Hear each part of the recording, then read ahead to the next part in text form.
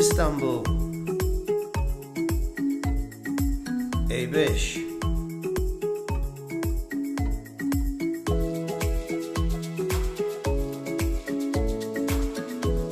Mecidiköy. My name is Victor, and welcome to our first shared experiences.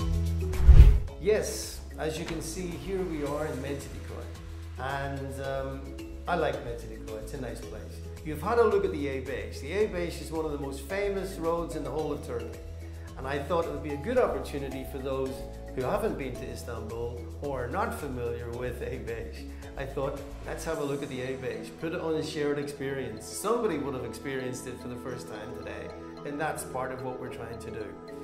But in more detail, really, we're trying to do this on YouTube in order to generate an interaction between interesting experiences that we've had, myself, other people around me, people like guys I work with here, and other people that I'll be bringing in from time to time. And we want to really generate an interest in experiences that are not quite normal, of course. Funny experiences, experiences that may have changed your life, and experiences that you want to share, simple as that. And this all came around when I was talking to many of my colleagues and friends and members about different things in my life.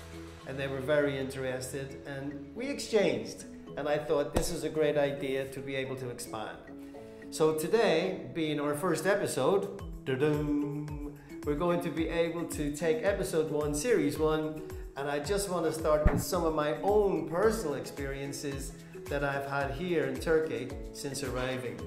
In the early days, for instance, I was living in Bodrum, and by chance, really just by chance, was meeting and socializing to a degree with the richest man in Turkey. I had no idea whatsoever.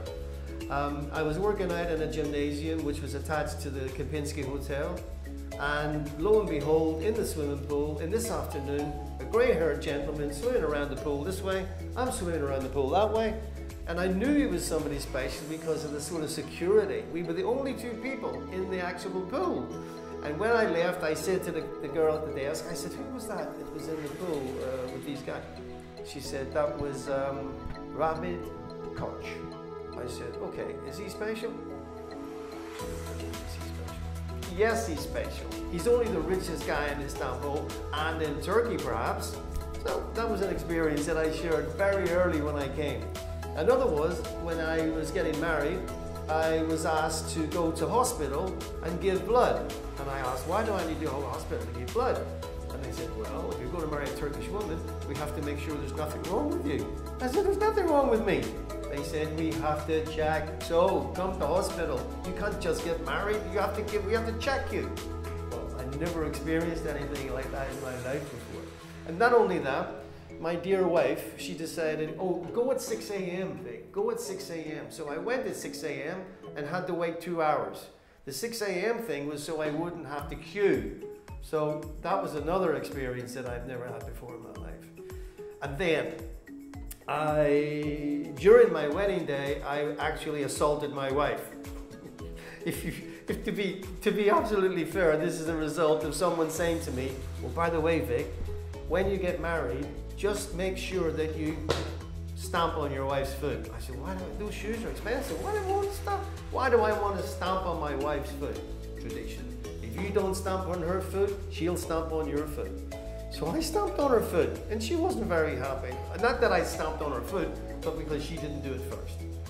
So there you go. These are just some of the stories and some of the anecdotes that I myself personally experienced here in Turkey on my arrival. But there are a lot more, and there are a lot of them are much more interesting, much more sensitive, and much more, shall we say, instructive and beneficial to many people. And we'll get on to them in the future. But one more before I go was in my session with some of the members that I work with every week, I asked them if they could try to speak to me with an American accent. Well, they were very, very concerned when I asked them to do this. I said, good, let me give you an example. In America, for instance, I want you to speak to me in an American accent. So I want you to say something to me. I'll give you a statement. In America, very often they have concerts where when the actual band finishes or the individual finishes, someone will say, "Ladies and gentlemen, Elvis has left the building." And this is very normal. So I asked my members, I said, "Okay, I want you to do that." And they were like, "Oh, I don't think so." And I said, "Yes, you can. Yes, you can. Ladies and gentlemen, Elvis has left the building." So I asked the first girl and she said, "Okay, I'll try." And she did a pretty good job. She said, "Elvis has left the building. He's in the garden." I said, "I didn't say anything about the garden. I just wanted you to say he's left the building." That was funny. The second one, I said to her, "Okay, off you go." And she was very good also. And she said, "Ladies and gentlemen, Elvis has left the building." And I said, "Very good." And she said, "You're welcome." So I wasn't expecting that either. And the third one, while she was listening to us, she was practicing. I could see her on the screen. She was trying to get her mouth into a certain position so she could speak with an American accent.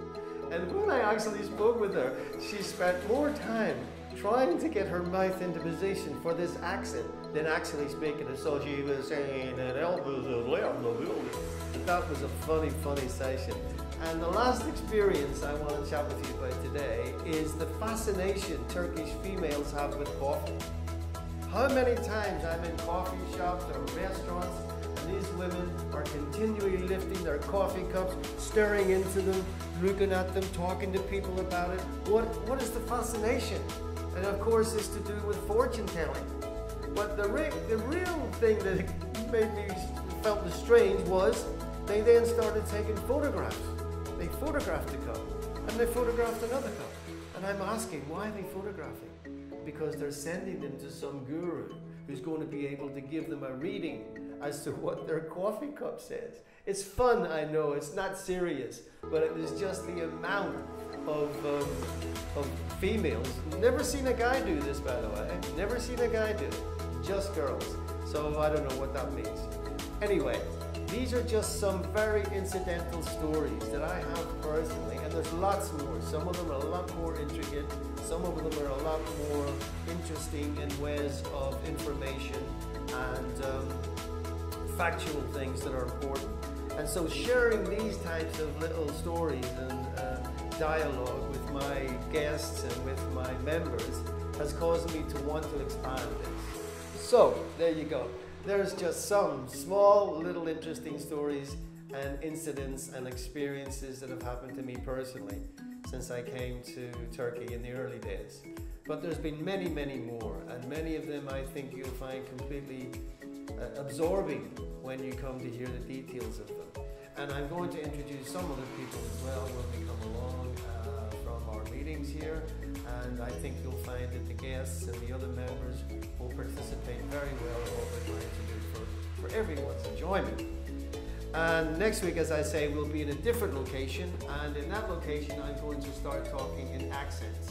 I'm going to start telling you British accents, like a Scottish accent. If you've ever been to Scotland, or you'd like to go to Scotland, and you want to be sure that you don't know anything that the people are saying, and you don't get mixed up when they ask you, how's your trousers? Is your trousers still okay? Or they may ask you what you like to eat. Do you like to eat steak and chips? That's great, because I've got that's a great steak and chips. And this is just one of the accents that you're going to have to conform with. And then, of course, you have the boy in the valley, which is the Welsh accent. The Welsh accent is a very nice accent also. Lots of sheep and lamb in Wales. And the last one I'll tell you now will be a London accent, boy. All right, mate, I live in London. I've been living in London all my life. I love it here. Love London. So we'll talk accents. Maybe there'll be somebody in with me at that time as well. Let's wait and see. But thanks for watching. Thanks for participating. And let's start rolling this out every 2 weeks and see if we can keep enjoying the humor and the interest that goes with sharing experiences.